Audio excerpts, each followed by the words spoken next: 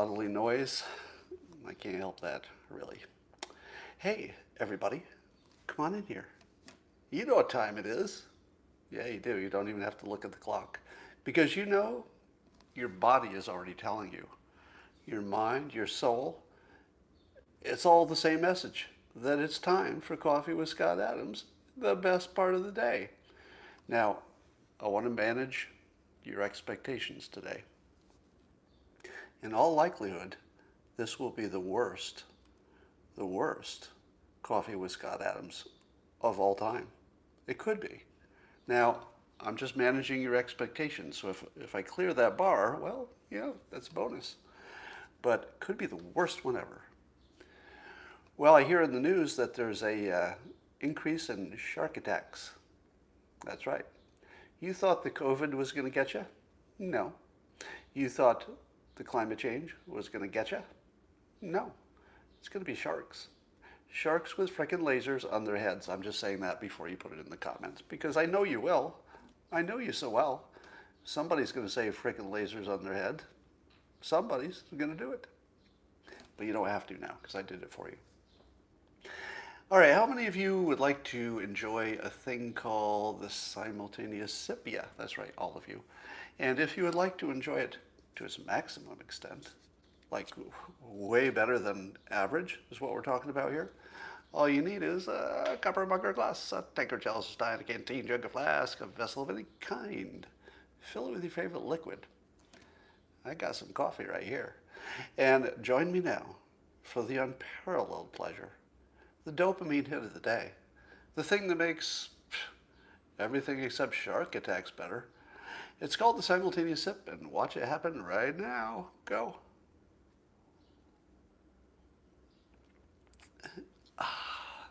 Yeah, you would think that it would be harder for the sharks to attack because they got to bite through the little masks first. I assume they're wearing masks. I'm in Santorini, Greece right now, for anybody who didn't know it.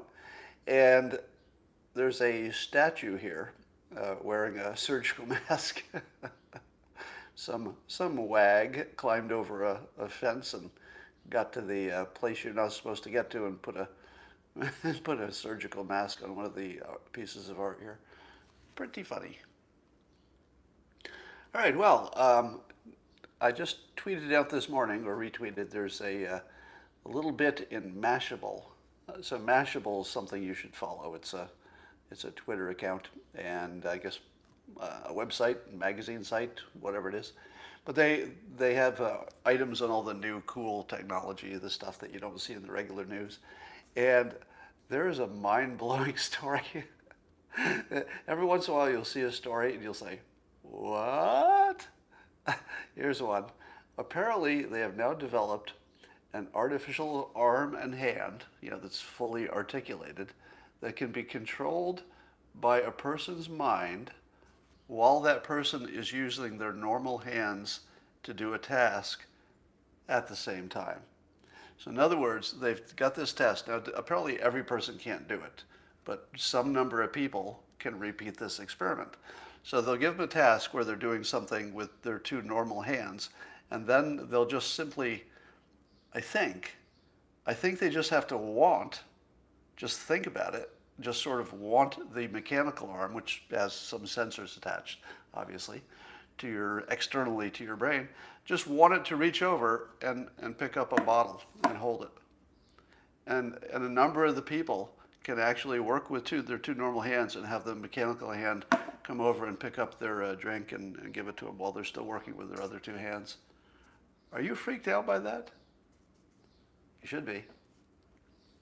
Have you ever known anybody who lost, let's say they had a stroke or something and they lost control of any part of their body? The process to get back control of, let's say, an arm or a leg, to get your brain to control it again once that connection has been lost, is so creepy, because all you have to do is want it, basically. Now, there's some tricks. One of the tricks is, have you ever heard of this? What do they call it? It's like there's a mirrored box where you take your hand that works properly and put it in there, reverses it, so it looks like your other hand. So if your right hand is good, but your left hand needs rehabilitation because your brain is not connected to it, you put your both hands under the thing, and your brain will think that it's controlling your other hand because the mirror has reversed them, and then your brain connects to the hand that wasn't working, and then you can use it. Does that just freak you out? Your brain is so elastic, it can just want to control an arm, either your own arm that lost the connection through a stroke, or even a freaking mechanical arm, a robot arm. And the part that you have to do is visualize it. You see where I'm going with this? You just have to visualize it, and your freaking brain and body do it. Now, the mirrored box trick is an aid to visualization, basically. It gives you, if you can't imagine it, you just see it. So you don't have to imagine it, you're seeing it, but you're not seeing something real. I'll tell you, if you don't think you can change a whole bunch of stuff about your brain, my experience if there's even one person who doesn't know this by now, I'm a trained hypnotist. And once you learn how elastic and how programmable the brain and the body are, it changes everything about your perception of just what's possible, why things work the way they do, why people become what they become, all that stuff. Your brain opens up and you stop thinking, oh, it's free will. And it's just some kind of, mechanical process. But somebody says psilocybin helps. It certainly does. So Glenn Greenwald is doing his usual tremendous work for the public.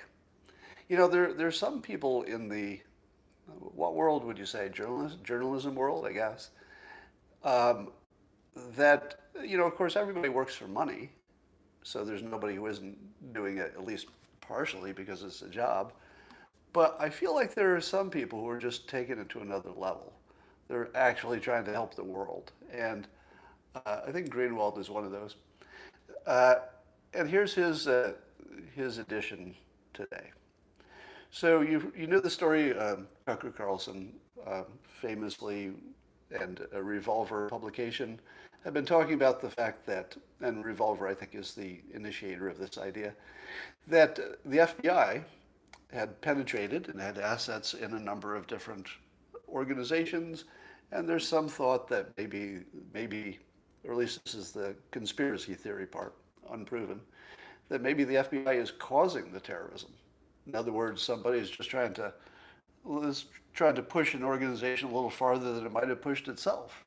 And I would say there's no proof of that. But there are some questions that are unanswered. They sort of give you the feeling, sort of a suggestion like, maybe you better look into this a little more. So one of the things that Greenwald is correcting, I saw in his writing today on Substack, and by the way, you should follow him on Substack. That would be the most useful thing you could do, as well as Twitter.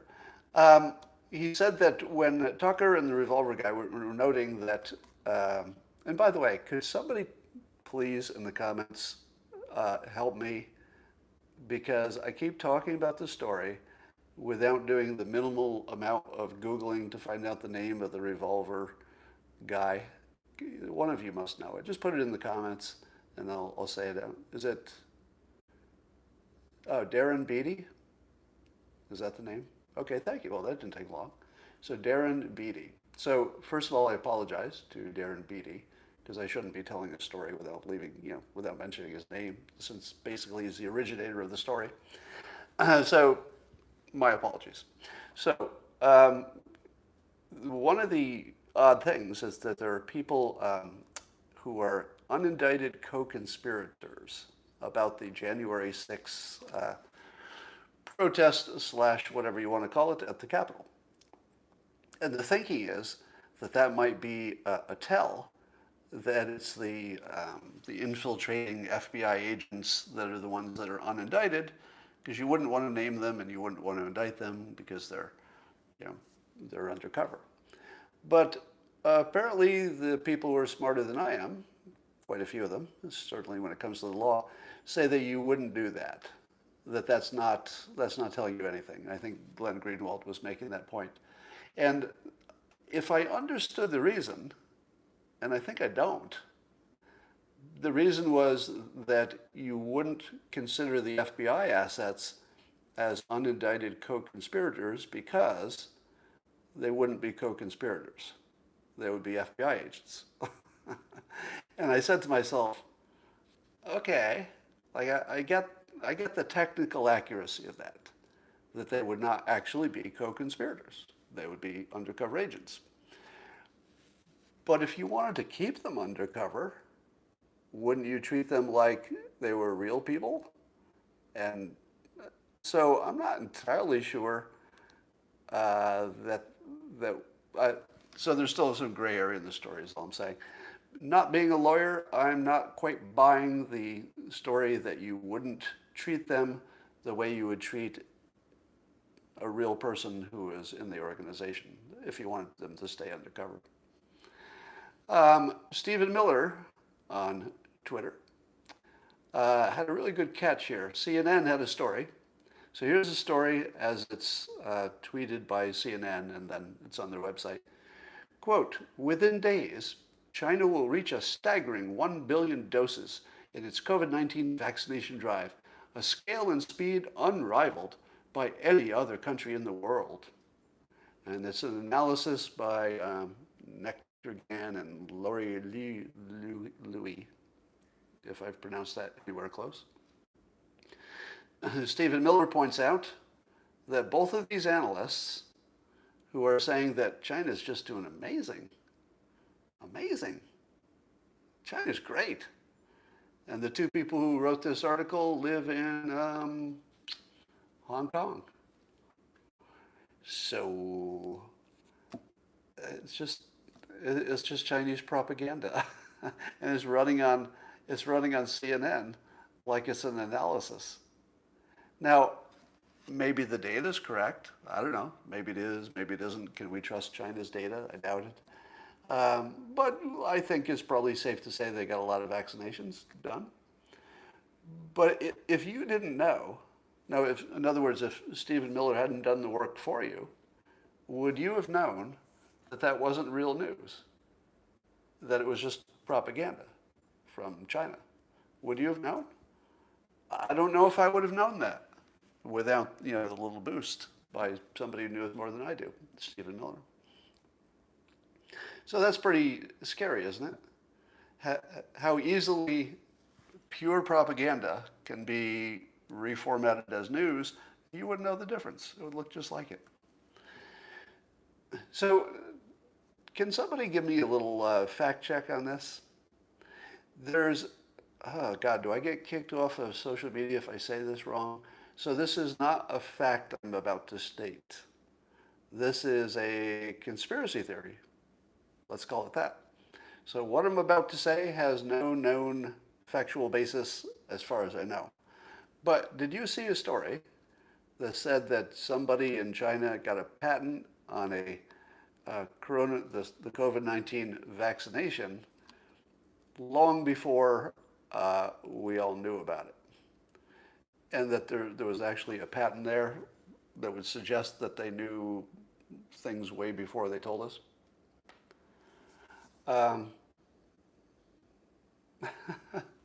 Thanks, Mark. So Mark bought The Way of the Weasel book, one of my books, for his dad. I have to tell you, though, I hate to ruin your gift, that is my worst book. No lie, it's my worst book. Now, if you like it, that'd be great. Now, let me tell you why it's my worst book. It's not because the writing was subpar, not because it was less funny. It's because the theme of the book is that everybody's a weasel. And it turns out that people will really buy books if you say, my boss is an idiot, but I'm pretty smart. People will buy the hell out of that book because it makes them feel good. They're like, I'm smarter than my boss. I'll take that framework and I'll apply that. I'll buy that. I'll give this as a gift. I'm so much smarter than my boss.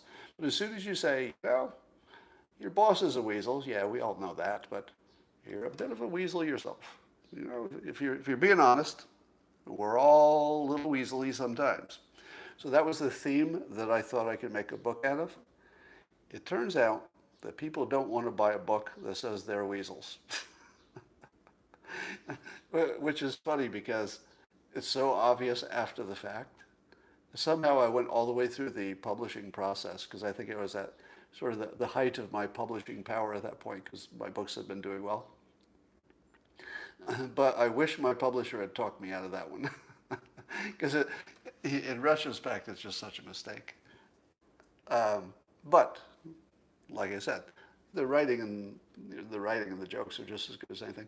If you want to give them the best book I've ever read or ever written, I would give them How to Fail at Almost Everything and Still Win Big, or Win Bigly, or Lose or Think. Those would be the three for Father's Day.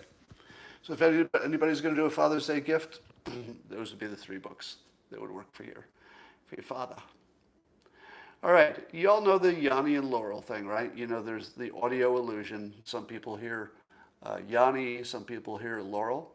Well, there's a new one that is just mind-boggling because I didn't count them, but I think there are 9 different things you can hear just by looking at the word in print while you're listening to it. And I could hear, I think 5 of the 9 clear as day, as long as I was looking at the words that said that. It said they would say exactly that. And then I would go down the list, and a whole different sentence, I could hear it perfectly. And then there'd be one that just didn't change anything, like I couldn't hear it at all. But 5 out of 9 completely different sentences, I can hear clear as day when I'm prompted for it. And they're different. The link would be on my Twitter feed. So just go to Scott Adams Says, and I tweeted it today, so you'll see it in the top 20 tweets. You'll find it pretty quickly. So you have to look at that. It's mind-blowing. It really is. Joel Pollack pointed out that Juneteenth as a holiday, which we're getting under a Democrat administration, turns out that Trump had suggested making that a holiday. It was part of his proposed platinum plan for Black Americans. You know, he had a larger set of plans, and part of the plans were making Juneteenth a national holiday. So once again, Joe Biden, as Joel pointed out, Joe Biden is following the lead of Trump. And how many times is this going to happen? The list is starting to grow, right? So there are 2 things that seem to be happening. Either Biden does pretty much what Trump did, and everybody says it's a good idea, or he goes the other direction, such as in the border, and everybody says it's a disaster. He's really trapped, isn't he? And remember, I had predicted this, that Biden would end up doing, or whoever was the next president, no matter who won in the last election, whenever Trump is done, people are going to be copying him. His worst critics are going to copy him because it works. There's just a whole bunch of stuff that Trump does that is the right decision, and it works. So I've said it before, and every time we get a new piece of information like this, I say it again. Trump's administration, whether it ends up being 2 or the initial 4 years, is going to look like one of the best administrations of all time. But it's going to take a while for people to realize that. Did you hear that Dave Portnoy, the founder of Barstool Sports, a fairly enormous site online, has a big impact. He's back on now. He's been reinstated, but he was suspended by Twitter. Now, a lot of people get suspended by Twitter, so that alone is not a big story, right? But here's the big story. Doesn't know why. Doesn't know why. He's guessing it's some kind of mean tweet he did about dropping his nuts on somebody's head, but I feel like I've said much worse than that. Have you ever seen my Twitter feed? I don't think I'm always polite, but it could be that as soon as you add a kinetic element to it, maybe that's the line. Because dropping your nuts on somebody's head would be a violent attack, right? I mean, it would be, at the very least, a sexually abusive attack. So even though it's obvious that it wasn't meant as an actual physical threat, maybe that's just a line that Twitter says. If it's kinetic, in other words, if you say something is going to move, like your nuts being on a head, doesn't matter if it's, a weapon. Putting your nuts on somebody's head is kinetic. Maybe that's the difference versus just saying somebody is ugly or dumb or something, and that doesn't seem to get you banned. So we're kind of reading the tea leaves here and trying to figure out what gets people banned, and that's my latest guess. There's a kinetic portion of that. Or, again, because we're guessing, it could be scrotum related. Remember, I was surprised to find out that YouTube specifically ivermectin and hydroxychloroquine as two things you can't mention in a positive sense. I was surprised that their terms of service are specific about those two things. Don't do that. But it could be. I haven't read Twitter's terms of service. They might have something in there about scrotums. It's like, well, you can talk about a scrotum. You can say you have one. You can say you shave it. But you can't get it anywhere near somebody's head. If you suggest that a scrotum should be in the same general neighborhood of a head, and I don't know what the right distance is, because that matters, right? Like, let's imagine that these earbuds, or whatever the fuck these are called, imagine this was a scrotum, all right? So work with me here and see if we can come up with a reasonable standard. Acceptable or not acceptable? I would say not acceptable, right? If somebody's scrotum is on your forehead, you'd be like, that's not cool. Could you please move your scrotum away from my forehead? So I think everybody would agree on this one, right? This one? Uncool. Totally uncool. If somebody's scrotum is anywhere in your nose or mouth area, that's not cool, right? So you should get banned for that. But what about this?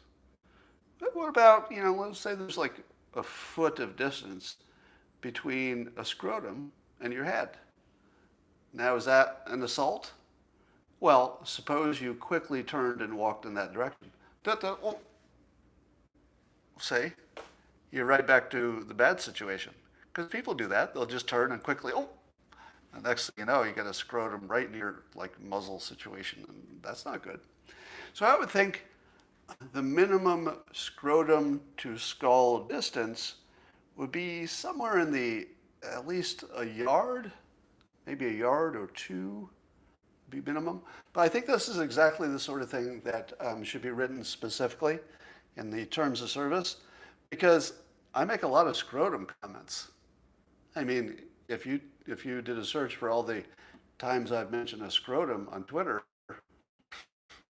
20, 30 times, I don't know. It's just scrotum this, scrotum that. So we need a little more clarity on that situation. That's all I'm saying. That's all I'm saying. Big surprise in Iran.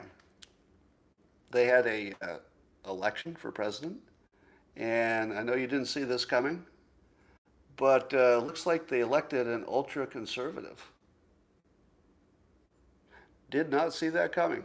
Now, it turns out that only ultra-conservatives were allowed to run, so that probably increased the chances that one of them would win. But good work, Iran, in pretending to have something like a democracy. Did you hear about Bill Maher ripping into Lin-Manuel Miranda?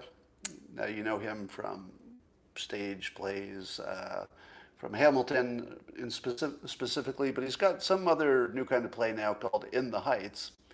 And apparently he didn't add enough diversity.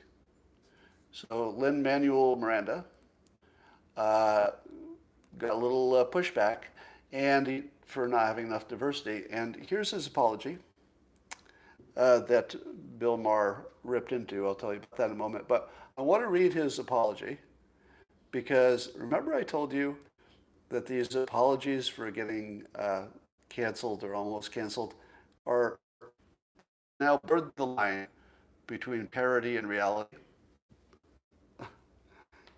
Matt says, it's fine if he said, I'd like her head to move rapidly upwards toward my stationary scrotum, but the scrotum itself can't be kinetic. That's a good upgrade. Yeah, I feel that's right. You can't have the scrotum moving toward the head, but if the head is moving toward the scrotum, it's more of a voluntary situation, so that's probably okay. Thank you for that upgrade. Back to our main story. So I'm going to read you Lin-Manuel Miranda's apology. And here's what you have to determine. Is he kidding? Seriously.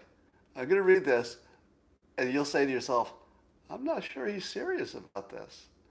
But I can't wait till I get canceled, because you're going to see the apology of a lifetime when I do it, and you know it's going to happen. So sooner or later, you're going to see the best fucking apology you've ever heard of. But let's see how Lin-Manuel Miranda did.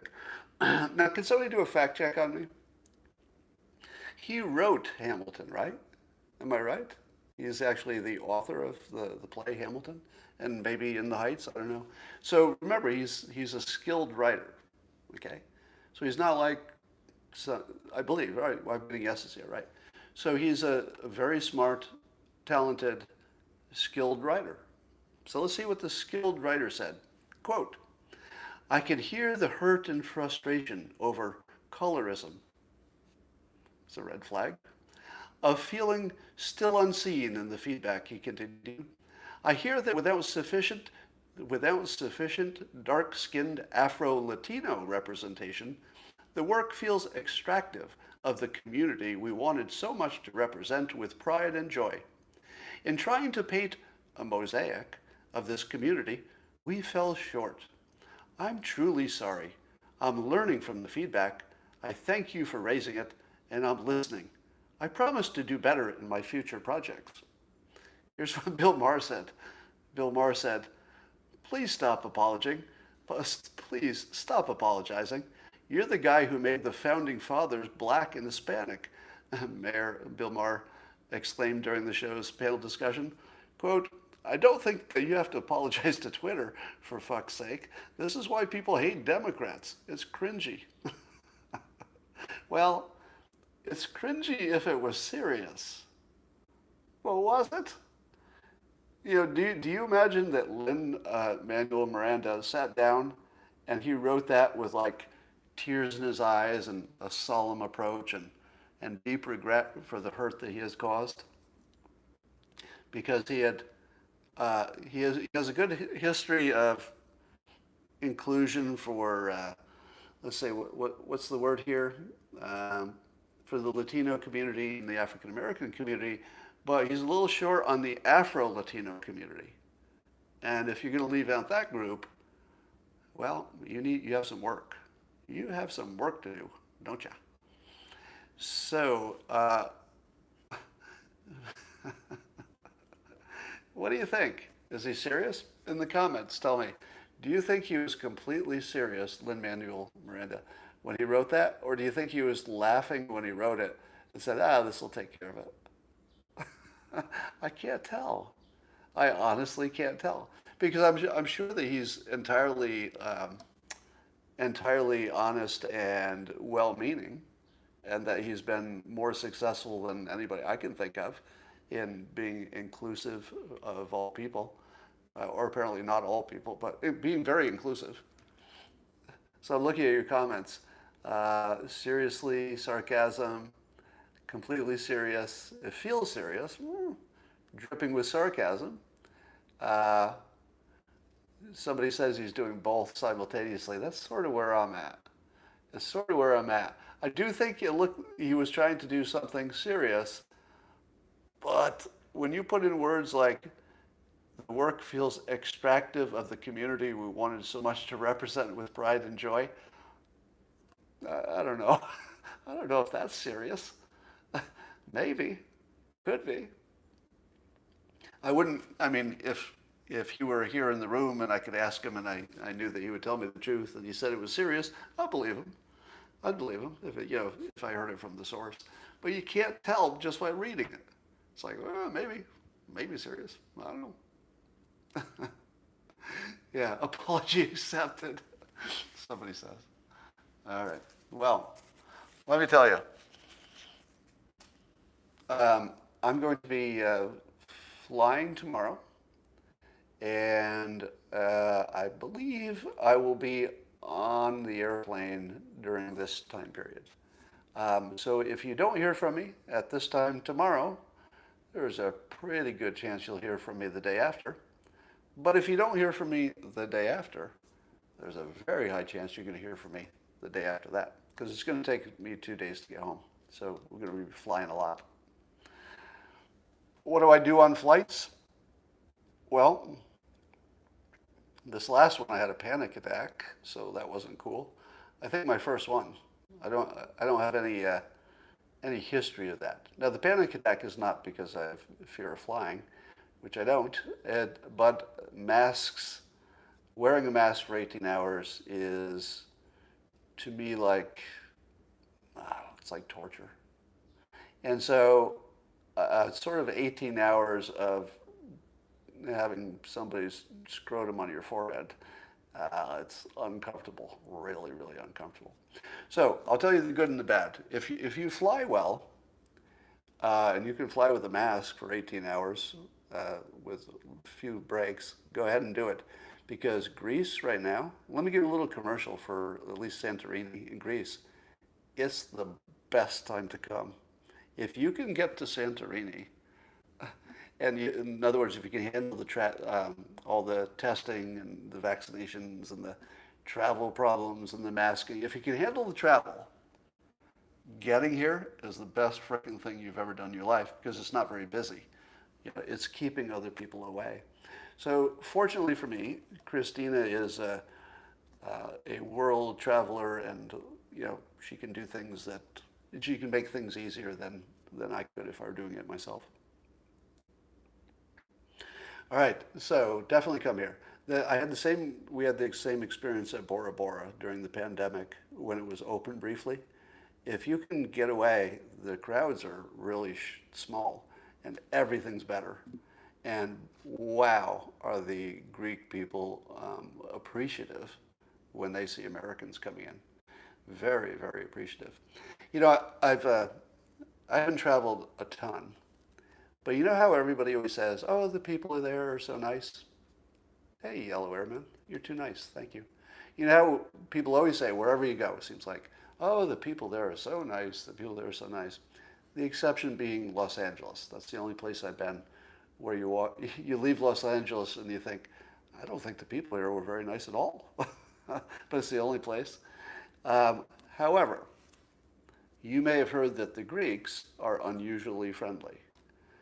Let me tell you, the Greeks are unusually friendly. This is the warmest, friendliest place I've ever been. Nothing's even close, right? And I'm talking about just every interaction with every person here is a joy. And mostly the staff, those are the people that we're interacting with, shop owners and restaurants and stuff like that. But the people who live and work here are freaking amazing. Like you actually will feel like you make a friend every time you talk to somebody here. It's crazy. It's crazy. I've never seen anything like it. So for that alone, it's worth coming. Somebody says Chicago and Portland are pretty friendly. Well, okay. And people say New York can be kind of hard-edged, but I don't know if you would agree with this or disagree. Um, yeah, maybe it's because it's an island. I see your comment there. But New Yorkers will maybe talk tough and they've got a certain style, but a New Yorker will help you in a heartbeat, right? I'm talking about mostly Manhattan, but the New Yorkers are super helpful. They just have a style about them. So even they're super nice. Yeah, Texas. Um, I'm being asked, did I get the vaccine? Yes. So I did get the full Moderna. Now, I told you before that I'm not suggesting that this has any truth to it, but my allergies have suspiciously gone away since I got the second shot after a lifetime of them not going away. Like my whole life. And then I got the second shot, and suddenly my sinuses opened up, my sense of smell started coming back. I don't know if it's a coincidence. It makes me wonder if there's like a little bit more virus in terms of sinuses, because I've had sinuses infections forever. So I'm wondering if it wasn't just an allergy thing, maybe there was a sinus infection and it just took it out at the same time. Now, I'm not suggesting that's true. So put this squarely in the dumb guy speculation, right? Don't assume that this has any truth to it. But it's weird. It's weird. I mean, if we assume that people dying the day after the vaccination means something, which it doesn't, because there's so many people getting the vaccination, you're guaranteed to have some people die right after they get it, because people die. So, and you're also guaranteed that any kind of vaccination is going to have some real side effects. So people, some of them really will die. Um, if we're in a simulation, there's a question. Let's see. If we're in a simulation, should we buy lottery tickets? Here's an affirmations thought experiment. What would happen if two people were doing affirmations to try to get the same job? And it's a job only one person can get, but there are two people doing affirmations to get the job. Could they change the simulation effectively? Well, no, because only one person can get it. Thank you, David. Only one person can get the job, so it's not going to work for both of them. But what about an affirmation in which you're not competing with anybody? Because I think those are the ones that, if anything works, it would be those, right? So something like, you will get wealthy. You're not really, that doesn't directly compete with somebody else, because you can get wealthy in a variety of ways that don't take any money from anybody. It just creates more money. So I would stick to affirmations and visualizing what you want in ways that are not taking something directly out of somebody else's pocket. Because if we're a simulation, you don't know how many people can manipulate it. Maybe not everybody. But you don't want to be competing against somebody who's also an author of the simulation in this case. So, to answer your question, buying a lottery ticket probably wouldn't work, because everybody who bought one is visualizing themselves winning, so you're competing against a zillion people. It's probably the least likely thing to work, even if we're a simulation. Because it's not a simulation for your benefit. It would be a simulation in which presumably there are multiple entities. Do you want to be an NPC or a player? Exactly. And I'm just looking at your comments. Is Trump aware of this? I don't know. Let's see what that's about.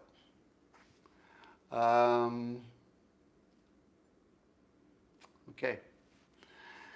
All right. That's all I have for today. And I'll try, I might be able to connect with you while I'm on the flight, just before it takes off. So I might come on just for the sip, but that depends if I'm on the flight in time, blah, blah. So forget about it. I may or may not be there. And get a guest host for tomorrow. Who could possibly replace me? Who could possibly do this? Have a sip, talk about the news. It's very difficult. Yeah, actually, everybody could do it. No sugar in my coffee, but thanks for asking. I take it black. The plane has Wi-Fi, but I don't know if I'll actually be sitting down and be ready to do it in time. Brian Stelter. Yeah, he's in the news. Yeah, I saw the Joe Rogan taking on Stelter. Uh, Put Christina on tomorrow. You know, Christina probably will not be guesting on here, but I would love it if she would. So that would be up to her. All right, that's all for now, and I will talk to you maybe tomorrow, but see you soon.